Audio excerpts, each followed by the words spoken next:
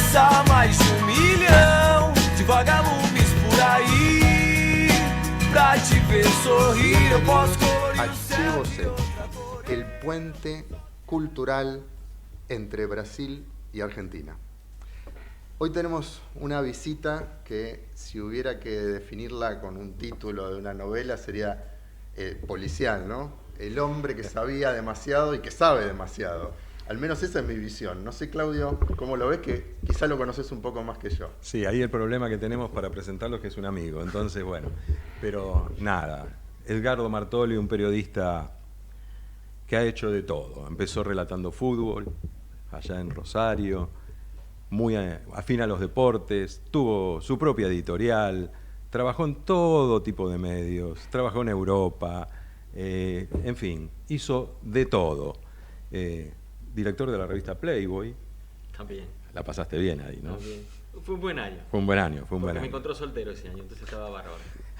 Fue director del diario Perfil. Ese es otro programa, lo dejamos. Es otro, ¿no? Podemos hacer 3 o 4. Si empezamos con la parte de sus viajes, nada, una de las personas que más ha viajado que yo he conocido en mi vida y de la forma en que ha viajado, pero hoy lo convocamos por un tema en particular, su relación con Brasil. Edgardo hace en los 80 fue, ¿no? La primera vez que fuiste, que incursionaste en La Brasil. primera vez, 88. 88 fue a Brasil a llevar revistas argentinas, a editarlas en Brasil, y en los 90, en el año 93, después de haber dirigido Caras en Argentina, en esta multiplicidad de cosas que hizo, fundó Caras en Brasil, el fenómeno editorial más grande de los últimos tiempos, en Brasil. Sí. Y después empezó a inventar cosas, la isla de Caras, el castillo, pero no solo eso, al ser el director general del proyecto, Edgardo se ocupó de todo, e inclusive del área comercial. Entonces es una persona... Teníamos 17 revistas. Y 17 revistas al final, sí, 17 revistas. Vos estabas en esa época. En esa época trabajaba con Edgardo en Brasil, es verdad.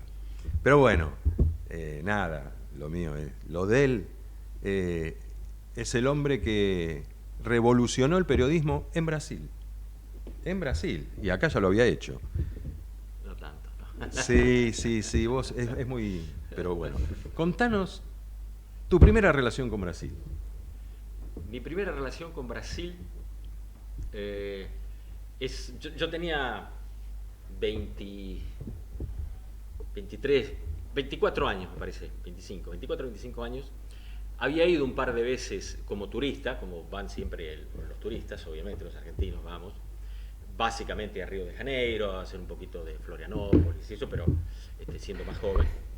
Pero la primera relación periodística, diría, es en 1975, 76, buscando a Claudio Ferreira, que era el gurú de López Rega. Interesante porque habíamos recién lanzado la revista La Semana, antecesora de Noticias, que fue la primera revista, diría 100%, de Jorge Fontevecchia. Había hecho una en Uruguay y en Paraguay, tipo test, y lanzó La Semana, que yo era el jefe de redacción. Y el tema López Rega estaba muy en boga. Y la revista Gente, que era la líder del segmento, hace una nota una semana antes sobre Claudio Ferreira en Brasil, generando mucho, no lo entrevista, y genera mucha mística alrededor de él, sin la palabra de él, diciendo que era casi imposible encontrarlo, conseguirlo, pero que sabían la dirección y publican la dirección. Cuando la leímos con Jorge, agarramos mi Peugeot y nos fuimos los dos manejando a Río de Janeiro. Y le tocamos el timbre en esa dirección en Copacabana y atiende un señor y preguntamos, ¿vos sos Claudio Ferreira? Sí, yo soy Claudio Ferreira. Somos periodistas argentinos, queremos hablar con usted. Suban. O sea, aquel hombre inaccesible que había vendido gente y que era el gurú de López Rega y etcétera, etcétera, nos estaba recibiendo en su departamento, lindo departamento, con su señora, estaba todo bien, digamos, y hicimos una primera nota muy buena que vendió mucho para una revista que recién salía y que de algún modo nosotros, en el ego periodístico, encontrábamos que la habíamos derrotado a gente que no había conseguido hablar con ellos. Así que no sabíamos si había sido una pauta editorial de gente, de tratarlo de esa manera, o sinceramente no lo habían encontrado, o por algo le decía, pero si tenían la dirección era tocarle el timbre. Digamos, no había otra, o hubiesen inventado la dirección. Nosotros nos mandamos igual como si hubiera sido la dirección, los dos éramos muy jóvenes. Jorge es casi 5 años menor que yo, así que imagínate, yo tenía 24, 25, Jorge tenía 20, 19, 20. Y entonces esa fue la primera relación. Y hicimos la nota, hicimos algunas otras, un Pay de Santo que nos recomendó el propio gurú de... Bueno, Claudio pasó a ser tu Ferreira, gurú. y nos volvimos para publicarla a la revista. Entonces esa es, digamos, mi primera relación. Después volví varias veces. La mejor entrevista que le hice a Guillermo Vilas se la hice en el club paulistano de San Pablo, que me dijo, tengo solo la hora del almuerzo. Yo había viajado yo en realidad había viajado más para hacer la novia de Vilas, que era una brasileña, Elaine, no me acuerdo cuánto. Pero bueno, Elaine no estaba, le hice la nota con Vilas. Y lo que más recuerdo de aquella entrevista con Guillermo en San Pablo, él entrenaba toda la mañana y entrenó toda la tarde, entonces el almuerzo, que cortó los 2 entrenamientos, lo que comió era un bife atrás de otro.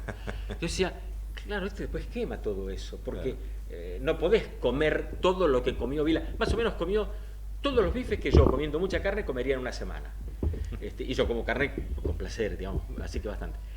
Son mis primeros recuerdos brasileños.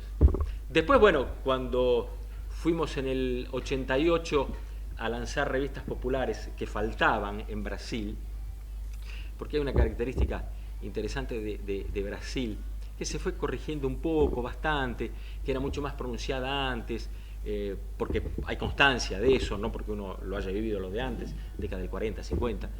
En el brasileño había muchas vergüenzas de ellos mismos y mucho preconcepto sobre ellos mismos. De algún modo ellos eran creadores de los preconceptos que después los demás teníamos. Porque evidentemente Argentina y Brasil son muy distintas, muy, muy distintas. Y lo primero comienza, uno tendría que analizarlo desde un punto social, que es, nosotros siempre fuimos, los últimos años cambió un poco, pero siempre fuimos un país de clase media. Y ellos siempre fueron un país sin clase media. Entonces, a partir de ahí, se genera, todo es distinto. Digamos, ya no hay manera de comparar algo igual. Uno es fruta con carozo y otro es fruta sin carozo. Una tiene piel y la otra no tiene piel. Entonces, digamos, es difícil comparar porque son más las diferencias que las similitudes. Y entonces ellos no tenían revistas populares, intentaban hacer revistas de élite o diarios muy sensacionalistas.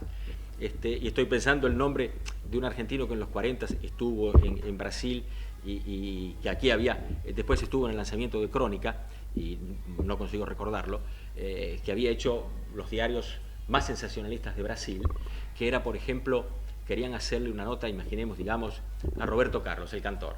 Okay. Y lo llamaban una vez. Y no atendía el teléfono, porque en esa época no había celulares, era teléfono fijo y todo. Lo llamaban 2 veces y ya estaban a las 10 de la noche y el diario cerraba a las 11.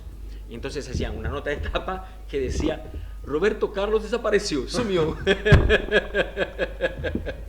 Y era nota de tapa, podía ser misterio, sensacional. Pero eso era un argentino que lo hacía en los 40. Y al día siguiente, que Roberto Carlos los llamaba, le decía: ¿cómo desaparecí? Estaba grabando. Entonces decía: Roberto Carlos apareceu. Está bien, se encuentra en su casa. No. Era el diario de noticias de San Pablo, era exactamente eso. Y creaba misterios y todo. Entonces era una cosa muy sensacionalista para una clase que podía por analfabetismo, etcétera, consumir eso, ese tipo de noticias, si eran analfabetos obviamente no iban a comprar el diario, porque no lo podían leer, pero digamos como figura, o revistas de elite, caras, importantes, etcétera. Como una brecha muy pronunciada. Muy. Mientras que nosotros casi no teníamos esas revistas de elite, papel caro, muchas páginas, etcétera. Y lo más sensacionalista que nosotros teníamos era Crónica, por ejemplo. Pero Crónica era un sensacionalismo arriba de la verdad, digamos, sobre la verdad. Ese argentino, cuando le preguntaban en Brasil si él mentía con esas cosas, decía: eu non mento, eu aumento. Exageraba las cosas, que era un poco lo que a veces se hacía Crónica. Claro. Pero no nos olvidemos que hubo una época aquí, que en Crónica, que los presos que se iban a entregar a la policía se entregaban en Crónica. Porque en Crónica entonces le hacía la foto, todo, y veían que estaba bien. No había posibilidades posteriores de torturarlo, de golpearlo, etcétera, porque él ya había dado la prueba en Crónica. Entonces hasta el sensacionalismo era diferente. Entonces llevamos 2 revistas que aquí funcionaban muy bien, Semanario y Mía, que ya Semanario mantuvo el nombre porque es la misma palabra, y Mía se transformó en Miña, una femenina y una popular, que mezclaba salud, horóscopo, dietas, ovnis, etcétera, que funcionaron muy bien. Y Fontevecchia se las vendió después a Editora Azul, que era una subsidiaria, la subsidiaria más pobre, digamos, que no era pobre, pero más pobre, digamos, de Editora Abril. Entonces, Editora Abril se protegía no lanzando ciertos títulos. Entonces no era una revista de Abril, pero era de Abril, solo que tenía el logotipo de Editora Azul, porque Abril ya era una potencia, porque Abril hizo la primera revista, que fue Bella en los 70, que todavía continúa, obviamente es otra cosa hoy, pero la primera revista que fue verdaderamente nacional. Porque una vez Tomás Souto Correa, que era uno de los directores editorial, para mí el más importante de Abril, yo le hago una crítica en términos de aprendizaje. Yo estaba aprendiendo Brasil, entonces le hago una crítica y le digo, porque él me pregunta, me dice: ¿por qué tiene tanto suceso Caras? Y yo le digo: porque Caras es nacional, es una revista nacional. Me dice: ¿será? Digo: sí, ustedes son paulistas.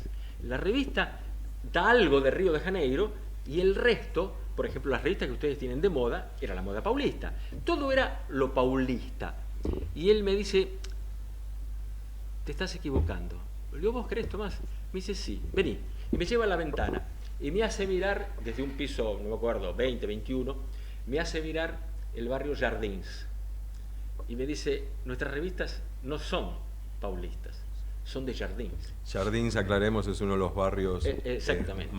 De más clase alta de San Pablo. Sí, de mansiones absurdas. Increíbles, absurdas. Entonces, esa era la mirada que ellos tenían, porque ahí estaba la publicidad, en ese segmento. Y nosotros trajimos, porque el principal suceso de Caras fue publicitario, nosotros trajimos la publicidad haciendo una revista para la clase media brasileña que, aunque fuera muy inferior proporcionalmente al resto, era comparativamente un número importante para quien iba con números argentinos en la cabeza. Para nosotros, un nicho de 40 millones era un nicho fantástico, era mayor que el nicho argentino, que en ese momento tenía, no sé, 27, 28 millones. Entonces, y para ellos era poco. Entonces, o iban muy arriba, que eran menos, por supuesto, o allá abajo para todos, y como esos no compraban porque no tenían poder económico, etcétera, no les hacían revista. Entonces fuimos en el 88, en el 89 Jorge vendió, yo me compré un velero y me fui por 3 meses y me quedé 2 años arriba del velero, hasta que me hundí en las Bahamas. Se me hundió el velero en las Bahamas. ¿Te rescató un crucero? Me rescató un crucero. Solo. Arriba de un velero, solo estaba. Sí. No se había ido solo, pero estaba solo. Sí. Es muy interesante la historia del velero, porque tiene un poco que ver con Brasil. Yo no sabía nada de veleros. y había un fotógrafo que en el 88 fue con nosotros, que no lo quiero mencionar porque lo voy a criticar, a Brasil, Claudio sabe quién es, a Brasil, y entonces cuando yo le digo que me voy a ir, que nos vamos a ir, y que me estoy yendo a Estados Unidos, que era la propuesta en ese momento, él viene a la semana con 2 revistas, una argentina y una americana, y me muestra 6, 7 barcos, veleros, todos veleros, semejantes, en eslora, semejantes, mástiles, todo. Y los veleros argentinos, el mismo velero que aquí costaba $80.000, en Estados Unidos costaba 160. Entonces él me dice, acá hay un negocio. Le digo, sin dudas. Le digo, compramos estos veleros en Argentina, los llevamos y los vendemos. Me dice, yo los llevo. Yo le digo, no, el primero vamos juntos, porque yo quiero aprender el negocio y voy a poner la plata, quiero conocer el negocio y ver. Y vamos a demorar, no sé, 3 meses, ok. Entonces él viene, compra un velero, mientras yo arreglaba las cosas en Brasil, lo eligió él, con plata mía, pero lo eligió él, y él se llevó a la mujer, okay, en el viaje juntos. Un viaje iba a durar 3 meses. Y salimos. Cuando cruzamos la divisa marítima de Uruguay para Brasil, que es una zona que tiene el viento minuano que viene del sur de Brasil, que es una zona de tormentas, pero de las clasificadas como las más continuas y constantes, y fue realmente rompió velas, realmente fue muy bueno. Y ahí pedimos, él pidió, yo no, él se asustó mucho, él navegaba mucho, pero navegaba aquí en el Río de la Plata un velerito chiquito, y no aquí cerca, en el Tigre y eso, no tenía mar. Entonces esa tormenta en el mar lo asustó mucho y pidió socorro. Y vino una fragata de la Marina brasileña que llegó, que nos encontró, porque el mensaje que él pasó lo escucha un carguero, un petrolero, y pasa el mensaje a la Marina de Río Grande do Sul. Y de Río Grande do Sul mandan, de la ciudad de Río Grande, que creo que es junto con Pelotas, son los 2 puertos, pero creo que el de Río Grande es mayor todavía, de Brasil, que en esa época me decían los propios riograndenses que en esa ciudad había más prostitutas que no prostitutas. Así que bueno, pasamos un mes ahí. Pasamos un mes ahí. Sí. Entonces, bueno, cuando llega la fragata a rescatarnos, la fragata brasileña a rescatarnos, era el día siguiente, había un mar de almirante, mar de aceite, estos que no se mueve una ola, que no hay viento, era un día espectacular, con vela rota, pero con el motorcito estábamos marchando perfecto y tomando sol.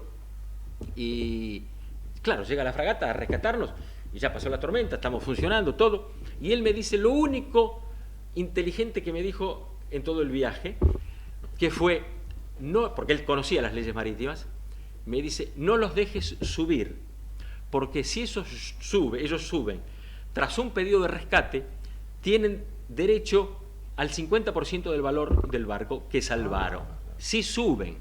Entonces, no los dejamos subir, no los dejé subir, porque yo era el patrón de barco, como se llama en los términos marítimos, y nos obligaron, y había lógica, y además íbamos a ir ahí, que los acompañásemos hasta el puerto de Río Grande. Entonces, cuando llegamos al puerto de Río Grande, ellos querían cobrar mínimamente el servicio, que era el combustible de la fragata, y los 10 o 12 marineros que habían... Y yo les dije que no quería pagarlo. Entonces, me hacen un proceso en la Marina que dura un mes, donde me obligan, mientras tanto nosotros reparábamos el barco, el velero, yo todos los días a las 4 de la tarde, de lunes a viernes, tenía que ir al predio, al edificio de la Marina de Río Grande do Sul, a la sala del proceso, donde yo estaba obligado. Yo, como había pasado todo el año anterior haciendo las revistas semanarias mías, yo manejaba, dentro de lo lógico, el portugués. Yo no hubiese precisado el traductor, pero la ley obliga a que vos tengas un traductor. Entonces, y tiene que ser uno de los traductores, había 2 registrados en la Marina de Brasil. Entonces, hago llamar uno de los traductores, que todo lo que sabía decirme en español era, ojalá que sea la hoja. No. Una antigua publicidad Sí. de la yerba, la mate, la hoja, Mate. exactamente. Entonces el que hablaba era yo y el capitán me tenía. Bueno, en el día 28 me liberaron, no me cobraron nada y nos fuimos con el barco. Y cuando salimos había un poco de tormenta y avanzamos, habremos hecho milla y media dentro del canal, no llegamos a entrar en el mar. Y el fotógrafo, que era el que sabía de barcos, me dice, tenemos un problema. Dice, mi mujer no quiere seguir navegando y yo le prometí que este viaje lo empezábamos juntos y lo terminábamos juntos. Entonces, si ella se baja, yo me bajo también. Digo, Ferdu, ¿se quiere bajar? Digo, déjame que yo hablo con ella. Y hablo con ella y me dice, nos conocíamos mucho con la mujer de él, y me dice, no, el que se quiere bajar es César. El que se asustó con la tormenta es él. Me dice, así que, entonces le digo, mirá, me dice, bueno, sí. Le di la plata para el pasaje de ómnibus en Brasil y dije, te voy a pedir un solo, para que se vuelva a Buenos Aires de ómnibus, yo te voy a pedir un solo favor. Tu carnet, porque él tenía el brevet para que lo habilitaba a navegar en el mar, porque es un brevet distinto del que te habilita a navegar en el río. En el río, digo, anda a perfil y que Jorge la copie, haga una exactamente igual y la mande a la editorial a San Pablo del 88, la editorial del 88, del 89, que yo voy a pasar de aquí a 10 días, 12 días y la retiro. Efectivamente así fue, la retiré y yo con esa credencial, que era una credencial falsa, hice 70 puertos, más o menos, porque vos tenés obligación de cuando entrás a un puerto registrar tu entrada y cuando salís despacharte. ¿Por qué? Porque vos vas a despacharte a un lugar donde en términos coherentes, lógicos, marinos, vas a demorar 3 días. Si al quinto no llegaste, comienzan a buscarte, o al sexto, porque digamos, porque no llegaste. Claro. ¿Qué pasó? Y no dio registro de vida, comunicación con ninguna otra, entonces tenés que despacharte. Y yo presentaba el GAN y siempre que lo presentaba decía, esta vez se van a dar cuenta. Nunca, nadie se dio cuenta, eran otros tiempos, era otra historia. Y ahí en Río Grande do Sul tengo una experiencia muy buena con un brasileño, Glauco de Sousa Nóbrega, que hay los propios del Yacht Club sabían que se había ido mi marinero, digamos, y que yo necesitaba a alguien que supiese navegar, y me dicen, mire, se corrió esta mañana una regata y hay un muchacho de Río de Janeiro que quiere volver navegando, y usted va para allá, entonces puede... Y bueno, lo embarcó a Glauco, lo embarqué a Glauco, que se presentó con un short sin camisa, se presenta a mí, y todo lo que tenía era una botella de whisky en la mano. Y yo, claro, estaba solo y digo, me voy a meter en el mar con este que no conozco, pero bueno, no tengo ninguna otra alternativa. Mi padre, algunos años antes, me había regalado un revólver y yo lo estaba llevando en ese viaje.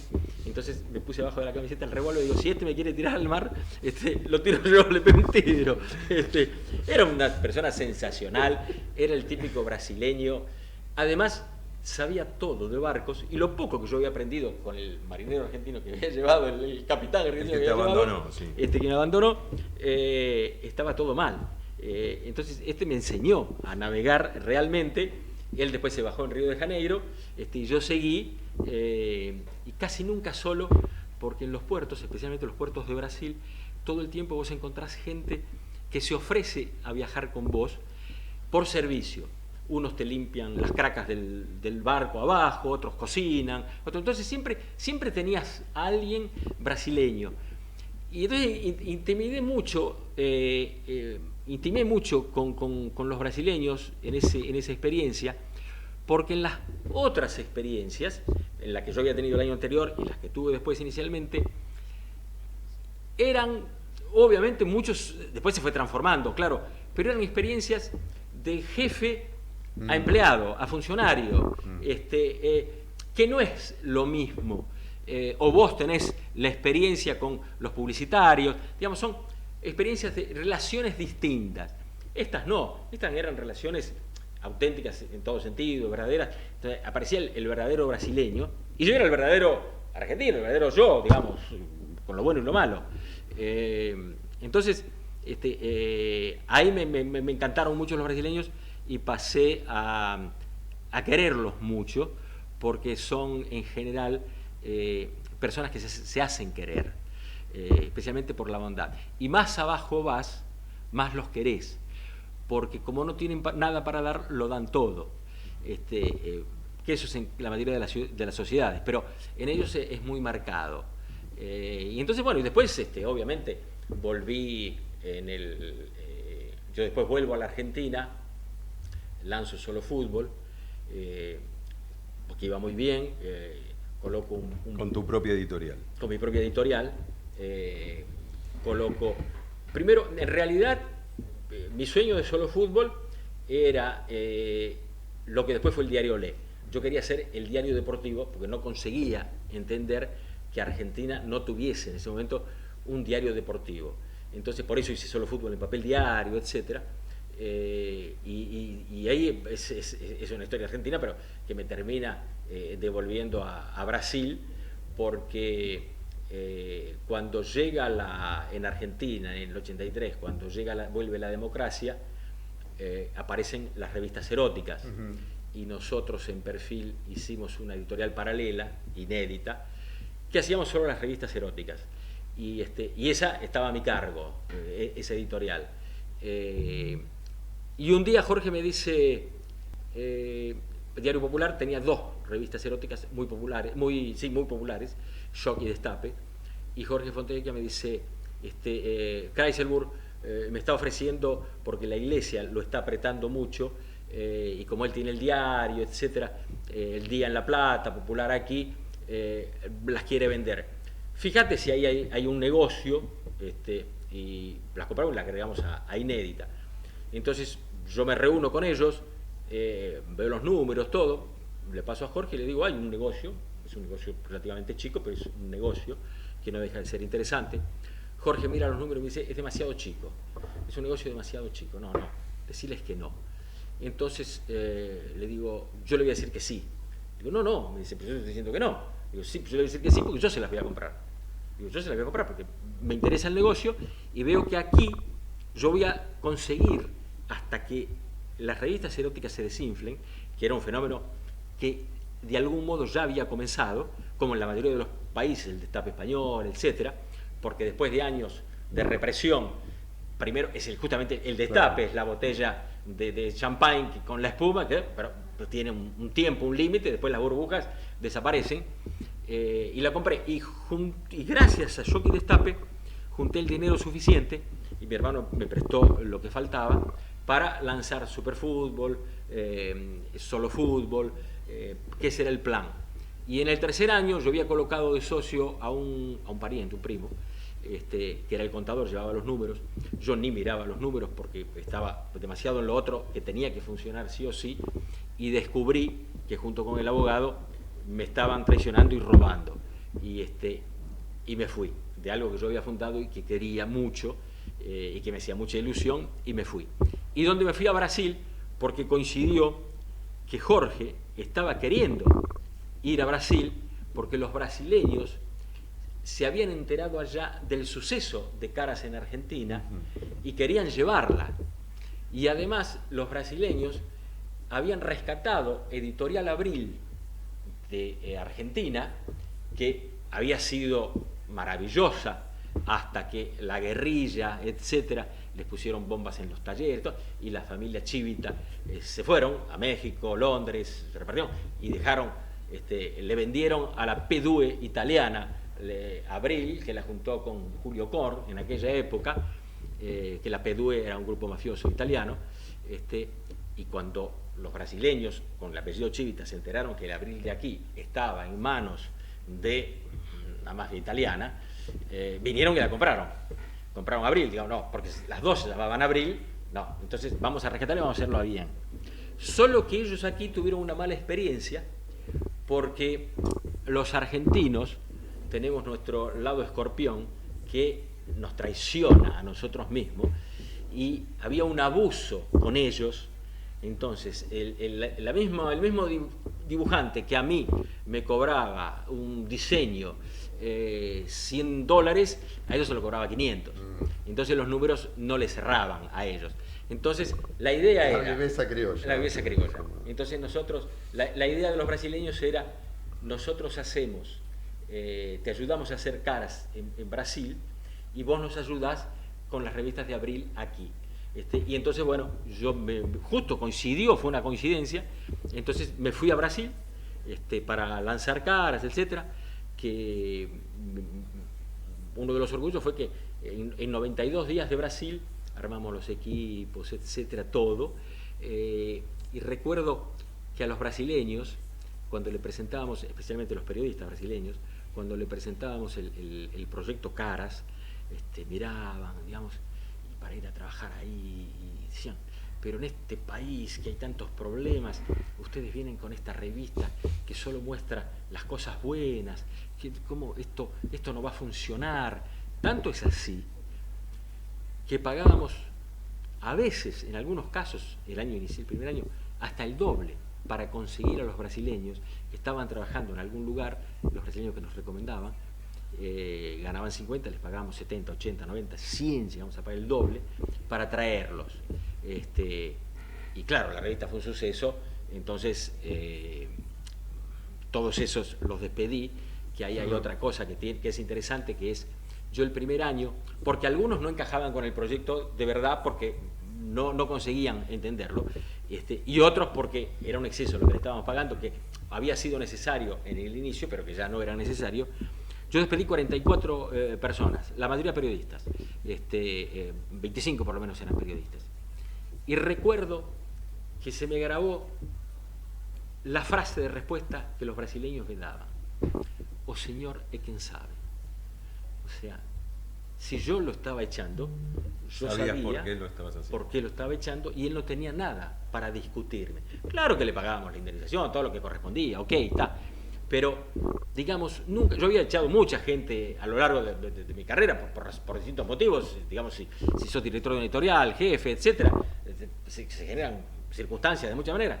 Y yo había echado mucha gente en la Argentina, no sé, a lo mejor 40, 50 personas, 60 personas, y tal vez 1, 2, 3, nadie aceptaba aquí en Argentina ser despedido. Y decían, ¿a mí? ¿A mí me estás echando?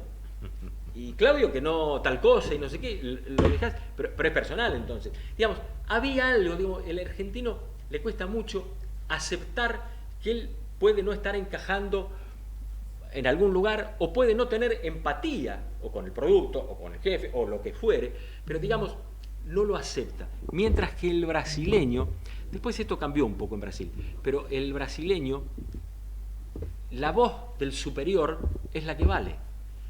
Entonces, si el superior decide algo, él no tenía por qué discutirlo.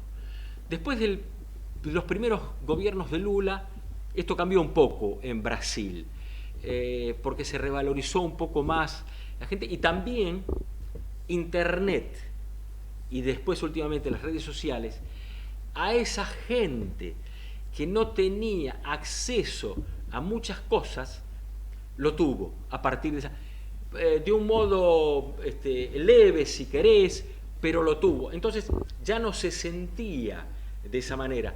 Hay una historia, ya me va a aparecer el nombre del periodista, escritor, que es un fenómeno, he leído todo lo suyo, que en el 58, cuando Brasil sale campeón del mundo, escribe una crónica que es una crónica que se replicó en todo Brasil, que era: a ver si ahora que somos campeones del mundo en algo, abandonamos nuestro complejo de cachorro viralata. Cachorro viralata es el perro callejero. Todos los perros le dicen cachorro, nosotros le decimos al chiquito, todos los perros son cachorro, y viralata es porque anda en la calle dando vueltas a las latas, juntando para comer, para beber, o sea, el cachorro viralata. Y él explica, espero acordarme el nombre antes de que termine el podcast, explica que ese preconcepto que ellos tenían de cachorro viralata, que es la cola entre las patas, digamos, vos te arrimabas a un cachorro viralatas, a un perro callejero, te arrimás a darle comida, y el movimiento de la mano hace que el cachorro se proteja y coloca la cola entre las patas. Digo, esta era la actitud del brasileño, de aquel brasileño. Y entonces el pedido era, o el análisis era, tal vez, ahora que somos campeones del mundo, que demostramos que podemos ser los mejores en algo, y si lo demostramos al mundo entero, salimos de esto y nos transformamos en otra cosa. No fue después del 58, no fue después del título del 70 tampoco, digamos del 62 y del 70, que vino la transformación. Pero de a poco fue llegando, Lula ayudó, que no es el Lula actual, es otro, era otro Lula, era otro Brasil, era una serie de cosas, era otro mundo en ese momento también. Entonces ese brasileño comenzó a instalarse mejor y a entender mejor su posición, a defender un poco más sus intereses, a no sentirse tan menoscabado. De todos modos, y el fútbol vuelve a servir de ejemplo, todavía hay algo de eso. Digo, yo cuando convivo con ellos, con los brasileños, me doy cuenta que va a comenzar un mundial y están todos llenos de miedo. Y tienen un equipazo. Pero hay un tercer suplente que se lesionó 2 semanas antes, que no jugó en todas las eliminatorias, y ellos ya están preocupados, dicen, se lesionó fulano. Y yo digo, si fulano no está jugando y además no es importante y tienen un equipazo, no, sí, pero comenzamos así, con lesiones y vamos a perder, y no sé, digamos, no se tienen fe. El verdadero brasileño no se tiene fe. Esta es la realidad. Entonces entra a competir desde un lugar muy distinto al que entra el argentino. El equipo argentino puede ser mediocre, pero el argentino entra a la cancha convencido que va a ganar. Y esta es una diferencia fundamental, porque... Como dijo un presidente argentino en un momento, la frase célebre, estamos destinados al éxito. Estamos destinados al éxito. La creemos, a pesar... seguimos creyéndonos, aunque la realidad nos desmiente. No, Silvio. Nosotros, en este momento, o hasta en el año pasado, en nuestra desgracia, en nuestro desastre, era un éxito, porque tendríamos que haber estado mucho peor. Claro, sí. Porque, digamos, llegamos solo a eso, digamos, claro. No desaparecimos. Tenemos piso duro. Tenemos piso duro. Nosotros tendríamos, digamos, esto tendría que ser una ciénaga que nos tragó ya hace años, hace muchos años, y sin embargo nos volvemos a rescatar, claro. Y hay mucho psicológico. Ahora, hablando de eso, me quedó flotando una fecha que mencionaste mucho, pues tiene que ver con un comienzo tuyo allá en Brasil, que es el 88. Esos momentos son momentos muy turbulentos de la economía brasileña, digamos, que quedaron en la historia. Sí, no, sí. Digamos, acá no era fácil tampoco. Pero digo, ¿qué vieron? Ir a hacer negocios a Brasil, que es un poco también uno de los ejes de temática de las charlas que tenemos en no este vimos espacio. Lo que teníamos que ver. Así como Brasil en el 88, ¿no? Lo bueno fue que no vimos lo que teníamos que ver, no lo vimos. Que es lo que nos podía asustar, no lo vimos. Claro. Esto fue lo interesante. Entonces, cuando vos no sabés del peligro, vos seguís para adelante, vas para adelante. Claro. Y tal vez te paraliza menos. El león en ese momento está durmiendo, claro. Y vos pasaste. En cambio, si vos esperás escuchar, a ver, estará el león, y el león ruge, te dice, no entro, ¿entendés? Entonces no entras nunca, no vas. Entonces, a veces no saber es muy bueno. Y nosotros creo que no sabíamos, nos enteramos de todos esos problemas una vez que estábamos allá, que lo veíamos, etc. Más o menos después cuando gana Collor, y es el primer impeachment y todo, y Brasil tenía una inflación terrible. Y pero el Brasil de Collor, no, digamos. Bueno, lo que pasa es que la gente no tenía Collor, plata, digamos, ¿no? Claro, pero el problema, Collor cae. Después hubo muchos análisis con Collor, sabidos del tema, que lo analizaron 10, 15, 20 años después. Todo lo que hizo Collor era correcto. Si lo hubiesen dejado, seguramente Brasil hubiera salido mucho antes. Lo que pasa es que Collor hizo lo que no debe hacer un gobierno en general si quiere mantenerse. Le metió la mano en el bolsillo a los que no podía metérsela, a los ricos, al poder, porque confiscó todo. Confiscó todas las cuentas, estaban confiscadas. El corralito era duro en serio. No, el corralito era duro en serio. Bueno, el gobierno decía en esa época, cuando lo criticaban por todo esto, decían, bueno, en realidad tiene una sensibilidad social este ajuste, porque como se metía con la parte bancarizada, como Exactamente. vos bien contabas, Exactamente. una parte importantísima de Brasil no sabía ni lo que era estar bancarizado. Entonces decía, No, a eso no los tocamos. no, A eso no los tocamos. Más no. allá después de los efectos de derrame que podía tener eso, ¿no? Exactamente, Pero- no. Parte de lo que hizo Lula en su primer gobierno con algo que siempre estoy contra, que es dar subsidios a los pobres, darle el pescado y no darle la caña de pescar, ¿no? Fue que eso los obligó a muchos a bancarizarse, para recibir el Bolsa Familia, el subsidio del gobierno. Entonces, bueno, eso ayudó. Y últimamente, yo te diría que hoy prácticamente todo Brasil está bancarizado por dos motivos. Uno, el PIX.